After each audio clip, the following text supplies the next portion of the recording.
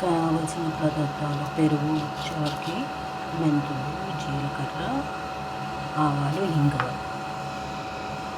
ఇంకా ఆలు, ఉల్లిగడ్డ, కరివేపాకు. ఆయిల్ గరం అయ్యింది, పోపు దినుసులు వేస్తున్నాను. తర్వాత ఆలుగడ్డ, ఉల్లిపాయలు, కరివేపాకు వేసి కలుపుతాను. ఇది పెరుగులో శనగపిండి వేసి కలుపులో కొట్టుకుని మంచిగా నీళ్ళు, దీంతో ఉప్పు, పసుపు వేసుకోవాలి.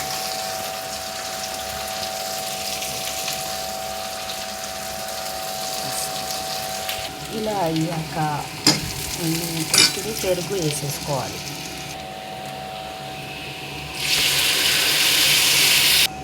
ఇలా అయ్యాక ఇందులో 2 పచ్చిమిర్చి చీలికలు వేసేయాలి.